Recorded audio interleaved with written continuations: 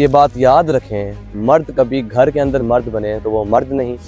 मर्द को हमेशा घर में एक तहम्मुल मिजाज और इंतहाई ग्राउंडेड शख्स होना चाहिए। मेरे पास अक्सर बहुत सी ऐसी क्यूरीज आती हैं कि डोमेस्टिक वायलेंस का शिकार होती हैं काफ़ी औरतें, अपने हस्बैंड के थ्रू या अपने वालिद के थ्रू या अपने भाई के थ्रू। आप मेरी ये बात याद रखें, कानून आपको इस पे प्रॉपर तहफ़्फ़ुज़ फराहम करता है, लेकिन इसके लिए कुछ रेक्विजिट्स हैं। आप लोग क्या करते हैं, अगर आप लोग पे कोई ऐसा डोमेस्टिक वायलेंस हो जो कि आउट ऑफ लिमिट हो और नजर आता हो कि ये चीज़ एक बेंच मार्क क्रॉस कर गई है, तो आप याद रखें कि with in few days, with in hours even, आपको उसका MLC करवाना है। अगर तो आप उसकी मेडिकल रिपोर्ट नहीं बनवाएंगे तो आपने वो सबूत खत्म कर दिया। इसके बाद आप याद रखना, आपके पास कोई प्रोविजन बचती नहीं है, आपके पास कोई तरीका बचता नहीं है कि आप इस चीज़ को साबित कर पाएं।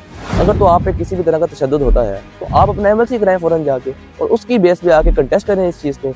मैंने देखा है तशद्दुद साल पहले हुआ होता है, साल बाद एक किसी लड़की को याद आ रहा होता है कि मेरे पे इतना जुल्म हुआ, मेरे पे ये चीज़ें हुई। आपको अपने राइट के लिए खुद खड़े होना है और इसके लिए स्टैंड लेना है।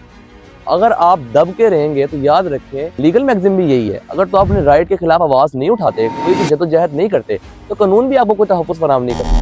और सबसे एंड में एक बात करता हूँ, इखलाक, आपकी ज़ुबान, एहसास, ये तीन चीज़ें ऐसी हैं जो सारे मामलात ठीक कर देती हैं। हमारी पर्सनल ईगो की वजह से ये मामलात यहाँ तक चलते हैं। और इसके बरअक्स में ये बात ज़रूर कहूँगा, बहुत से ऐसे हार्श पर्सनैलिटी के मर्द भी मौजूद हैं जो औरत पर हाथ उठाने से पहले बिल्कुल नहीं सोचते, तो उनका जो भी हल है वो कानून में मौजूद है। अगर तो बाहमी ताल्लुकात से चीज़ें ठीक हो सकती हैं तो सबसे अच्छी रेमेडी यही है, जज़ाकल्लाह।